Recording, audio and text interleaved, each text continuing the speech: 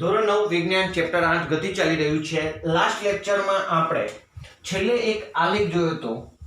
એ આલેખ આમ સુરેખા મળતો હતો, જે આલેખ અંતર વિરુદ્ધ સમયનો આલેખ હતો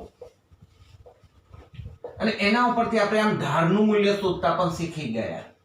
અને એ ઢાળનું મૂલ્ય આપણને ઝડપ અથવા વેગનું મૂલ્ય આપે છે. સાહેબ, ઝડપ અને વેગ કેમ કહો છો?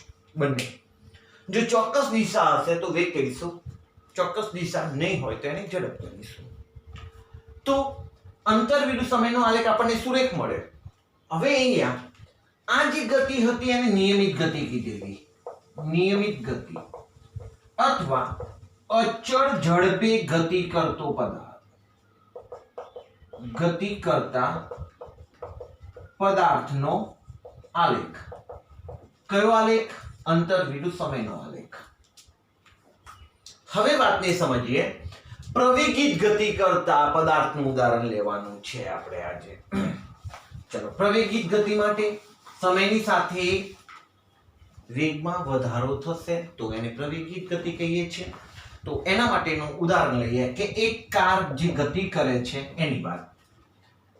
સમય સેકન્ડમાં, અંતર મીટરમાં. શરૂઆતમાં 0 સમયે એ 0 મીટર જેટલું અંતર કાપે છે, મતલબ સ્થિર છે. પણ હવે એ ગતિમાં આવે છે તો 2 સેકન્ડે એ 1 મીટર અંતર કાપે છે. 4 સેકન્ડે મેં નોંધ કરી તો એ 4 મીટર અંતર કાપે છે. 6 સેકન્ડે મેં નોંધ કરી તો 9 મીટર અંતર કાપે છે. 8 સેકન્ડે મેં નોંધ કરી તો એ 16 મીટર અંતર કાપે છે. અને 10મી સેકન્ડે મેં નોંધ કરી તો એ 25 મીટર અંતર કાપે છે. અહીંયા આપણે જોઈએ તો સમયનો કેટલો ગાળો? 2 સેકન્ડનો. તો કેટલું અંતર કાપ્યું? એ 1 મીટર અંતર કાપ્યું. અહીંયા નોંધ કરીએ તો 2 સેકન્ડનો સમયગાળો, તો કેટલું અંતર કાપે છે? 5 મીટર. સમયનો ગાળો અહીંયા નોંધ કરીએ તો 2 સેકન્ડ, તો અહીંયા કેટલું અંતર કાપે છે? 9 મીટર. સમયનો ગાળો એક સરખો છે. અહીંયા 2 સેકન્ડ 2 સેકન્ડ 2 સેકન્ડ 2 સેકન્ડ. પણ અહીંયા કપાતું અંતર જુઓ. 2 સેકન્ડ દરમિયાન પહેલા કપાયું 1 મીટર, પછીના સમયમાં 5 મીટર, પછી 9 મીટર. તો સમયના એક સરખા ગાળામાં ગતિમાન પદાર્થ એક સરખું અંતર કાપતો હોય તો તે નિયમિત ગતિ કરે છે તેમ કહેવાય. એક સરખું અંતર કાપતો હોય તો, પણ હવે સમયના એક સરખા ગાળામાં ગતિમાન પદાર્થ એક સરખું અંતર કાપતો ન હોય તો તે અનિયમિત ગતિ કરે છે તેમ કહેવાય. મતલબ અહીંયા આ જે ઉદાહરણ છે એ કેવી ગતિનું ઉદાહરણ છે? અનિયમિત ગતિનું ઉદાહરણ છે કે સમયમાં એક સરખું અંતર નથી કપાતું. સમયનો એક સરખો ગાળો છે 2 સેકન્ડનો, પણ અહીંયા અંતર એક સરખું નથી આવતું, બદલાતું. એમાં પણ જુઓ, અંતર વધતું જાય છે. પહેલા શરૂઆતમાં 1 મીટર અંતર કપાતું, પછી 5 મીટર કપાય, પછી 9 મીટર કપાય છે 2 સેકન્ડના ગાળામાં. એનો મતલબ એવું છે એને વેગમાં વધારો થાય છે.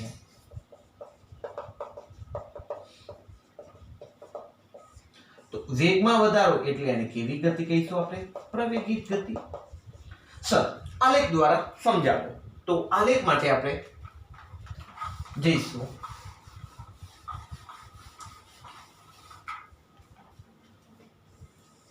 કયો આલેખ કીધો છે? અંતર વિરુદ્ધ સમયનો આલેખ.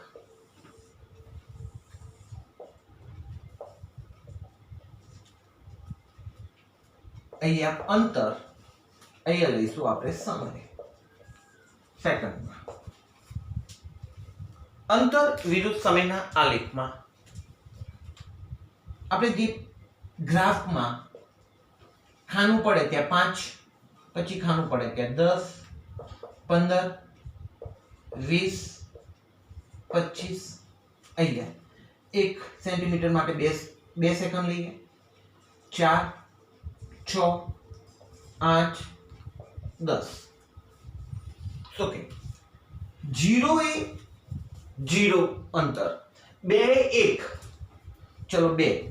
ત્યારે હવે આમાં 5 ભાગ છે, તો એક તો અહીંયા 1, 2, 3, 4 ને પછી 5 થતું હશે, તો એક અહીંયા ક્યાંક આવતું હશે. 4 એ 4, ચલો 4, 5 અહીંયા થાય છે, પણ 4 અહીંયા ક્યાંક હશે, તો એને 5 કરતા થોડું નીચું હશે, તો અહીંયા ક્યાંક બિંદુ મળશે. 4 6 એ 9, આ 6 સેકન્ડ છે, તો 9 એટલે 10 માં થોડુંક જ કંઈક ઓછું હશે.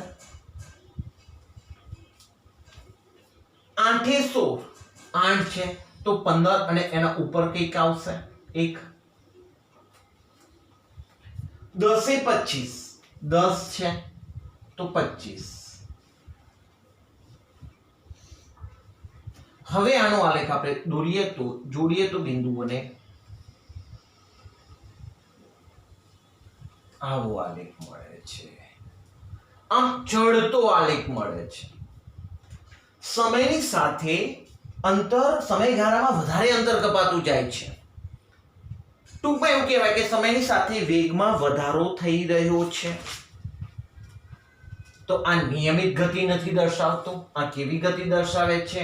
અનિયમિત ગતિ દર્શાવે છે. પ્રવેગિત ગતિ કહી શકાશે. અહીંયા સમયની સાથે વેગમાં વધારો થઈ રહ્યો છે માટે અનિયમિત. તો પરીક્ષામાં કેવા કેવા સવાલો પૂછી શકાય એ આપણે આના ઉપરથી જોઈશું. કેવા આલેખ પૂછી શકાય તો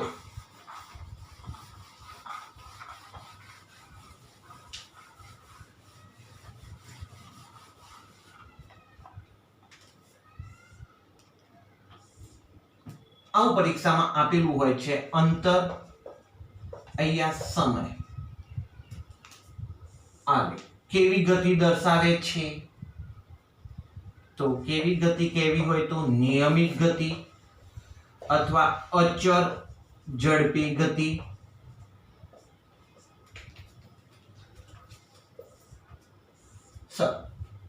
સમય બદલાતો હોય અહીંયા અંતર, પણ અંતર જ ના બદલાતું હોય, મતલબ આમ નામ કેવી રીતના થોડું સમજાવો ને. આલેખ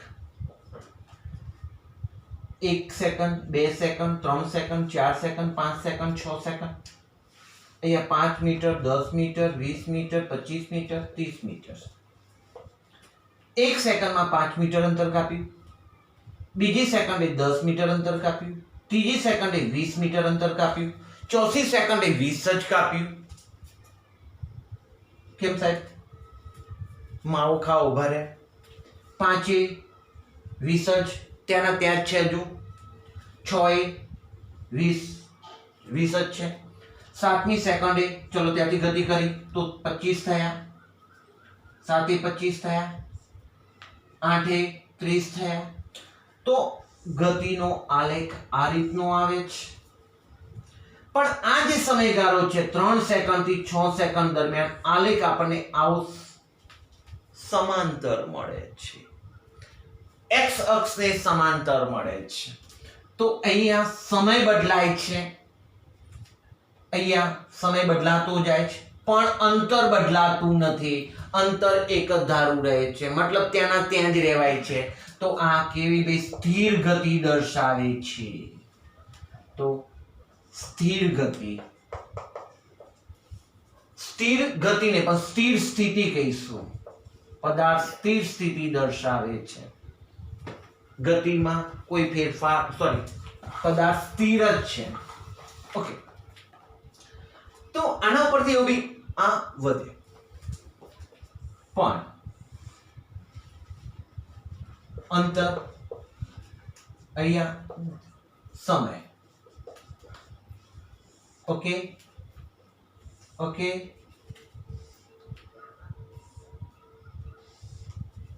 આવો આલેખ છે.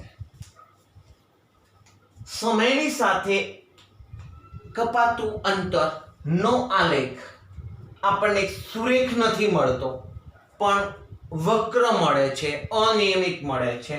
તો આ કેવી ગતિ કહીશું? અનિયમિત ગતિ. અહીંયા આને નિયમિત ગતિ કીધી, આને અનિયમિત ગતિ કીધી, આને સ્થિર સ્થિતિ કીધી, સ્થિર ગતિ, સ્થિર અવસ્થામાં. તો આપણને પરીક્ષામાં અંતર વિરુદ્ધ સમયના આવા જુદા જુદા ગ્રાફ આપે એમસીક્યુમાં, અને એના નીચે એનો આપણે જવાબ લખવાનો હોય છે કે એ કેવી ગતિ દર્શાવે છે. સર, પ્રવેગિક ગતિ હોત તો એનો આલેખ કેવો આવે તો જોઈ લઈએ. તો અંતર સમય, તો એનો આલેખ, તો આ કેવી ગતિ દર્શાવે છે? પ્રવેગિત ગતિ દર્શાવે છે. હા, એને અનિયમિત ગતિ પણ કહી શકાય. નિયમિત ગતિ ક્યારે કહીશું? સુરેખ આલેખ હોય ત્યારે જ કહી શકાય. તો આપણે અહીંયા આલેખો વિશેની પાયાની સમજ મેળવી. એક કારની ગતિ લઈએ અને એના માટે વેગ વિરુદ્ધ સમય, બદલાઈ ગયો શબ્દ. પહેલા જે વાત હતી અંતર વિરુદ્ધ સમયની વાત હતી, હવે વેગ વિરુદ્ધ સમયના આલેખો દોરવાના છે. ચલો, કાર, અહીંયા લઈશું સમય, અહીંયા લઈશું વેગ, vs. 0 સમયે હવે આપણે કારમાં બેઠા છીએ. કારનું ઓડોમીટર, સ્પીડોમીટરમાં સ્પીડ દર્શાવતો જે કાંટો છે એની વાત કરીએ. 0 એ 0 છે. 1 સેકન્ડે વેગ વધીને 2 મીટર પ્રતિ સેકન્ડ થાય છે. કિલોમીટર પ્રતિ કલાકમાં કાંટો દેખાય છે ને, પણ આપણે મીટર પ્રતિ સેકન્ડ કહીએ છીએ, એસઆઈ એકમ છે એટલે. 2 4 મીટર પ્રતિ સેકન્ડ થાય છે. 3 6 મીટર પ્રતિ સેકન્ડ થાય છે. 4 8 મીટર પ્રતિ સેકન્ડ થાય છે. વેગ વધતો જાય છે હવે કારનો. 5 10 મીટર પ્રતિ સેકન્ડ. 6 10 મીટર પ્રતિ સેકન્ડ. વેગ નથી વધ્યો, હવે કાંટો 10 મીટર પ્રતિ સેકન્ડ ઉપર ટચ. આપણી કારમાં જે હોય છે સ્પીડોમીટર, એમાં કિલોમીટર પ્રતિ કલાક છે, પણ હું અહીંયા મીટર પ્રતિ સેકન્ડ કહી રહ્યો છું કારણ કે એસઆઈ એકમ છે એટલા માટે. 7 10 જ છે, 8 10 જ છે. તો શું થયું સર? હવે અહીંયા 10 છે, પણ હવે બ્રેક મારવાની જરૂર પડી કોઈ કારણોસર, આગળ બમ્પ છે, ચોકડી છે, વોટએવર. તો 8 મીટર પ્રતિ સેકન્ડ. 9 સેકન્ડે એનો વેગ થયો 6 મીટર પ્રતિ સેકન્ડ. 10 થયો 4 મીટર પ્રતિ સેકન્ડ. 11 સેકન્ડે થયું 2 મીટર પ્રતિ સેકન્ડ, અને 12મી સેકન્ડે ઊભા રહી ગયા 0 મીટર પ્રતિ સેકન્ડ. મારે આનો આલેખ દોરીને સમજાવવું છે. ચલો, મને આના ઉપરથી તમને સવાલ પૂછવાનું મન થાય છે કે આ જે કાર ગતિ કરે છે એ નિયમિત ગતિ કરે છે કે અનિયમિત ગતિ કરે છે? આ અનિયમિત ગતિ કરે છે. કેમ સર? કાંટો વેગ ઝડપ વધે છે, વેગ વધે છે, પછી સ્થિર રહે છે, પછી પાછો વેગ ઘટે છે, આનું કોઈ ઠેકાણું નથી, માટે આને કહેવાય અનિયમિત ગતિ. રોડ ઉપર ગતિ કરતી કાર અનિયમિત ગતિ કરે છે, કારણ કે એને ક્યારેક વેગ વધારવો પડે, ક્યારેક ઘટાડવો પડે, ક્યારેક સ્થિર થવું પડે, પાછું ફરી ગતિ કરવી પડે, માટે એ અનિયમિત ગતિ કહેવાય. ચલો આલેખ ઉપર જઈએ તો આપણે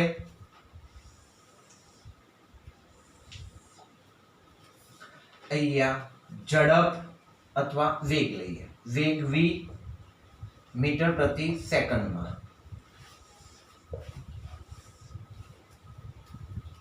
અહીંયા સમય સેકન્ડમાં.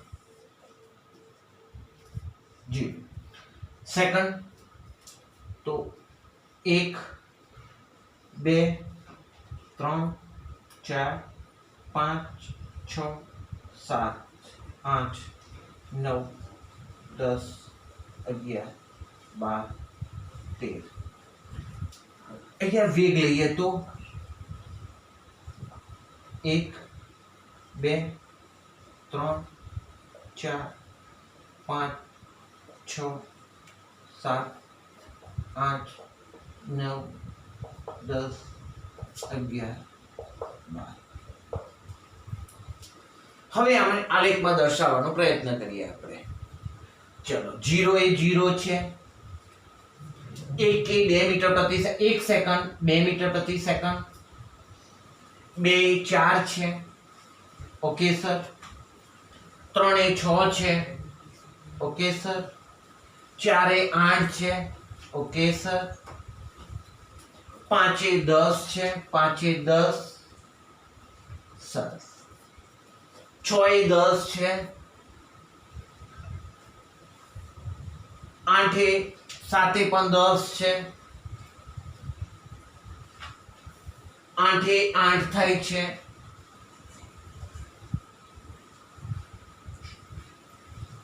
9 એ 6 થાય છે, 10 એ 4,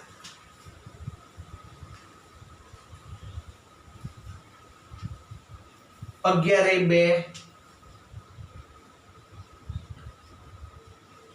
અને 12 એ થાય છે 0. તો આપણને આલેખ કેવું મળી રહ્યો છે?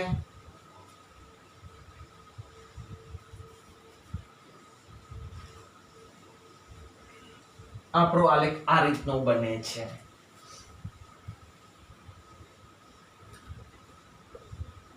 પહેલા સમયની સાથે વેગમાં વધારો થયો, સમય જેમ જેમ બદલાયો એમ વેગ વધતો જ ગયો. પછી એવો સમય આવ્યો કે એમાં વેગ બદલાયો જ નહીં. વેગ ન બદલાયો મતલબ કાંટો સ્થિર રહ્યો. પદાર્થ ગતિ તો કરે જ છે, અહીંયા કઈ પદાર્થ સ્થિર થતો નથી. પછી શું થયું? સમય તો બદલાતો ગયો. 8 સેકન્ડ 9 સેકન્ડ 10 સેકન્ડ એમ સમય તો બદલાતો જ ગયો, પણ વેગમાં શું થયો? ઘટાડો થયો. તો આવા આલેખની હવે આપણે સમજૂતી મેળવવાની છે. તો અહીંયા સમયની સાથે વેગમાં વધારો થયો માટે એને આપણે પ્રવેગિત ગતિ કહીશું. અહીંયા સુધી વાત કરીએ તો અહીંથી અહીંયા સુધી વેગમાં વધારો થયો માટે એ પ્રવેગિત ગતિ. પછીના સમયગાળામાં શું થયું? વેગમાં કોઈ ફેરફાર થયો નહીં.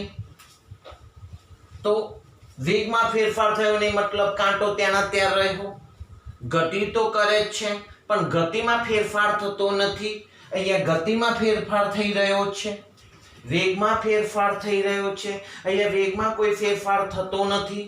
તો આને કહેવાય અચળ વેગવાળી ગતિ, અચળ વેગી ગતિ. અચળ એટલે બદલાય નહીં તેવો વેગ. જ્યારે અહીંયા વેગ બદલાય છે એટલે એને અચળ ના કીધો. અહીંયા વેગ બદલાતો જ નથી, 10 10 10 10 10 10 જ રહે છે, તો અચળ વેગ. હવે અહીંયા વેગમાં ઘટાડો થયો માટે એને હું પ્રતિપ્રવેગિત ગતિ કહીશ. તો 12 સેકન્ડ દરમિયાન 0 થી 12 સેકન્ડ 12 સેકન્ડ દરમિયાન જે કાર છે એ 3 પ્રકારની ગતિ કરે છે: પ્રવેગિત ગતિ, અચળ વેગી ગતિ અને પ્રતિપ્રવેગિત ગતિ કરે છે. તો પ્રવેગના જુદા જુદા આલેખો પણ આવશે. અત્યારે આપણે ચર્ચા કરી રહ્યા છીએ વેગ વિરુદ્ધ સમયના આલેખ, વેગ વિરુદ્ધ સમય. તો આના ઉપરથી કેવા સવાલો પૂછી શકાય એ પણ આપણે ચર્ચા કરી લઈએ. ચલો, અહીંયા લખેલું હોય વેગ, અહીંયા લખેલું હોય સમય. શું કહેશો તમે? અહીંયા આ આલેખ માટે તમે શું કહેશો? વેગ વિરુદ્ધ સમયનો આલેખ, વેગમાં વધારો દર્શાવે છે, તો અહીંયા તમે લખશો પ્રવેગિત ગતિ. Right sir. પરીક્ષામાં આવું પણ પૂછાય. અહીંયા વેગ અને અહીંયા સમય. અગાઉના લેક્ચરમાં અલગ અહીંયા વેગ વિરુદ્ધ સમય નતો, એ અંતર વિરુદ્ધ સમય હતો. તો ત્યારે આપણે આને નિયમિત ગતિ કીધી હતી, પછી સ્થિર ગતિ કીધી હતી. પણ અહીંયા તો વેગ છે ભાઈ, વેગ વિરુદ્ધ સમય છે. અહીંયા વેગ બદલાતો નથી માટે આને આપણે કેવી ગતિ કહીએ છીએ ભાઈ? અચર વેગી ગતિ. પ્રવેગી નહીં ભાઈ, અચર વેગી ગતિ.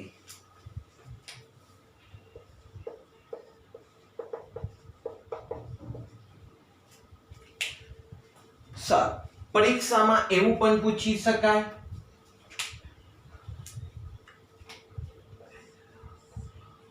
વેગ સમય આ રીતના દર્શાવે તો સમય બદલાય છે એમ વેગમાં ઘટાડો થાય છે તો આને આપણે કેવી ગતિ કહીશું? પ્રતિપ્રવેગી ગતિ.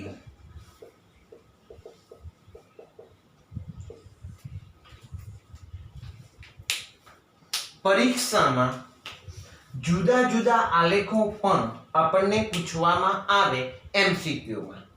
એમાં આ રીતના આપણને આલેખ આપેલા હોય એના નીચે આપણે જવાબ લખવાનો હોય છે. બીજી વાત, આપણે એવો પણ આલેખ આપે વેગ સમય.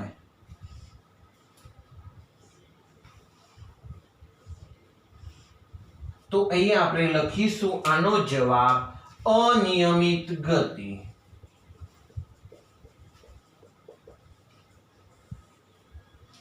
તો પરીક્ષામાં તમારા માટે જુદા જુદા એમસીક્યુ અને વેગ વિરુદ્ધ સમયના આલેખની ચર્ચા એના માટે આપણે પૂરી કરી.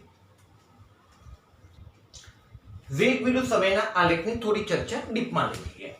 હમણાં તમારી આજ હતું કે 0 1 2 3 4 5 6 7 8 9 10 11 12 સમય. વેગ 0 2 4 6 8 10 થયા પછી 10 10 પછી ઘટાડો 8 6 4 2 0.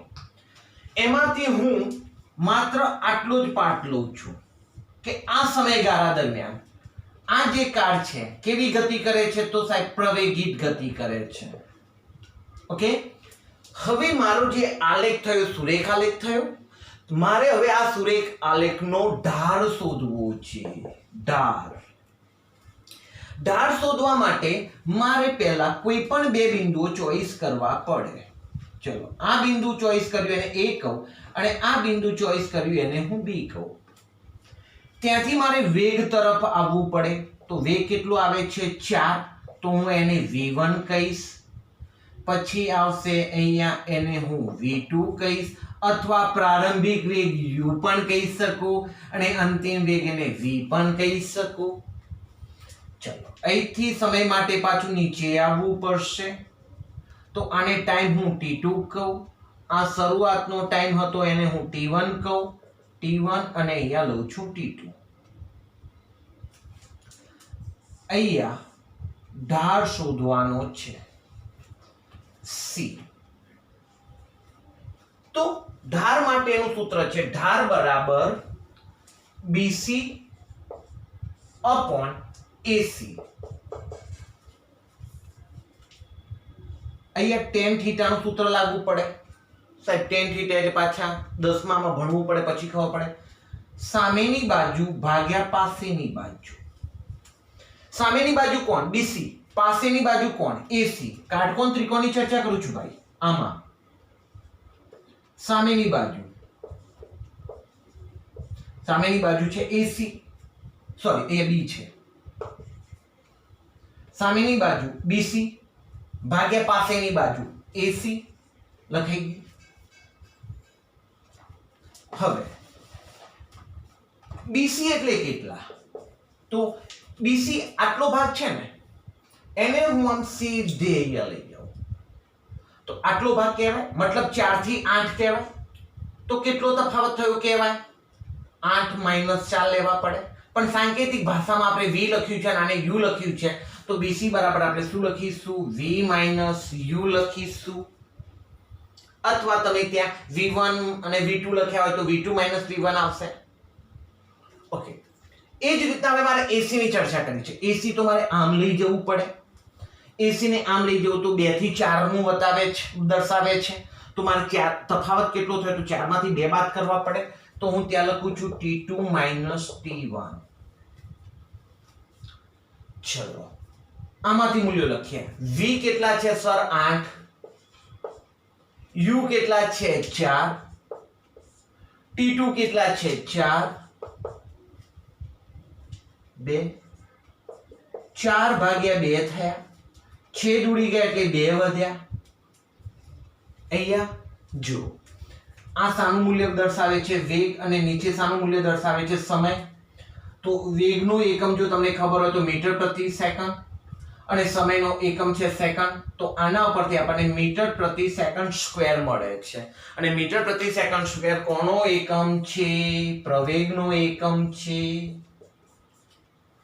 અગાઉ આપણે પ્રવેગની ટૂંક નોંધમાં ભણી ગયા. મીટર પ્રતિ સેકન્ડ સ્ક્વેર પ્રવેગનો એકમ છે. તો આમાંથી એટલું જાણવા મળ્યું કે આલેખ કોનો હતો સર? આલેખ હતો વેગ વિરુદ્ધ સમયનો આલેખ. નો ઢાળ આપણને શાનું મૂલ્ય આપીને ગયો? તો વેગ વિરુદ્ધ સમયનો આલેખ આપણને પ્રવેગનું મૂલ્ય આપે છે. કન્ફ્યુઝન ક્યાં થશે? અગાઉ આપણે આલેખ ભણ્યા હતા. એ આલેખ કયો હતો? તો એ આલેખ હતો અંતર વિરુદ્ધ સમયનો આલેખ. સમયના આલેખનો ઢાળ, અંતર વિરુદ્ધ સમયના આલેખનો ઢાળ. અહીંયા વેગ વિરુદ્ધ સમયનો આલેખ છે તો પ્રવેગ આપે છે, જ્યારે અંતર વિરુદ્ધ સમયનો આલેખ આપણને ઝડપનું મૂલ્ય આપે છે. તો પરીક્ષા માટે અહીંયાથી 2 સવાલો થયા. અંતર વિરુદ્ધ સમયનો આલેખનો ઢાળ આપણને ઝડપનું મૂલ્ય આપે છે, જ્યારે વેગ વિરુદ્ધ સમયનો આલેખ આપણને પ્રવેગનું મૂલ્ય આપે છે.